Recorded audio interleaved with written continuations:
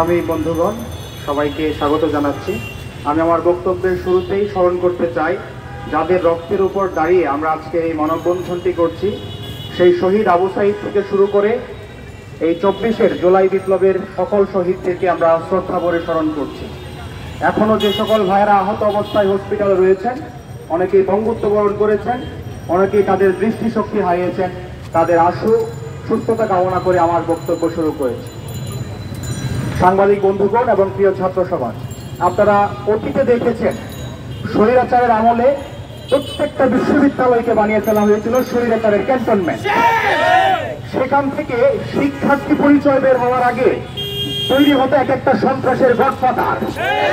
আমরা দেখেছি সেখানে শিক্ষক নামে যে সকল স্বৈরাচারের দোষর ছিল, তারা শিক্ষার্থীদের পাশে না দাঁড়িয়ে স্বৈরাচারের দালালিতে লিপ্ত ছিল। তারা শিক্ষার্থীদের রক্তকে না দেখে সেই স্বৈরাচারের দালালিতে সবসময় লিপ্ত ছিল।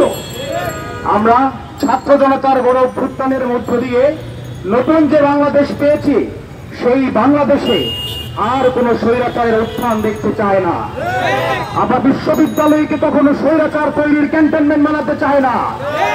আমরা চাই না বিশ্ববিদ্যালয় থেকে আর কোনো সন্ত্রাস তৈরি হোক। আমরা চাই যে সকল শিক্ষক তাদের মেধার জুড়ে, তাদের একাডেমিক এক্সিলেন্স দিয়ে ইতিমধ্যেই যোগ্যতার স্বাক্ষর রেখেছেন, তারা এই বিশ্ববিদ্যালয় পরিচালনার দায়িত্ব পালন করবেন। আমরা অত্যন্ত উদ্বেগের সাথে লক্ষ্য করছি, ইতিমধ্যেই আমরা দেশের জাতীয় পত্রিকা মারফত জানতে পেরেছি মহামান্য রাষ্ট্রপতি ঢাকা বিশ্ববিদ্যালয়ের মাননীয় উপাচার্য হিসেবে, উপাচার্য শিক্ষা হিসেবে ডক্টর মোহাম্মদ ইসমাইল স্যারকে এবং অর্থনীতি বিভাগের অধ্যাপক ডক্টর বিভূষণ ম্যামকে উপাচার্য প্রশাসন হিসেবে নিয়োগ দিয়েছেন। আমাদের প্রশ্ন হচ্ছে, যদি মহামান্য রাষ্ট্রপতি এই নিয়োগ মনোনয়ন করে থাকেন, তাহলে ঢাকা বিশ্ববিদ্যালয়ের অনেক নিয়োগের প্রজ্ঞাপন জারি হলেও কেন এখনো পর্যন্ত রহস্যজনকভাবে এই দুই প্রভিসি নিয়োগের প্রজ্ঞাপন কেন জারি করা হলো না? আজকে ছাত্র সমাজ জানতে চায়, কোন রহস্য বলে, কোন ক্ষমতা বলে, কোন চক্রান্তের জোরে এখনো পর্যন্ত উপাচার্য নিয়োগের বিজ্ঞাপন কিংবা প্রজ্ঞাপন জারি করা হয় নাই। গত সপ্তাহে যখন সাইমা ম্যাম এবং ইসমাইল স্যারকে যখন নিয়োগ দেওয়া হয় প্রভিসি হিসাবে, তখন বিশ্ববিদ্যালয়ের প্রত্যেকটা ফ্যাকাল্টি, প্রত্যেকটা হলে, প্রত্যেকটা শিক্ষার্থী এই সিদ্ধান্তকে সাধুবাদ জানিয়েছে।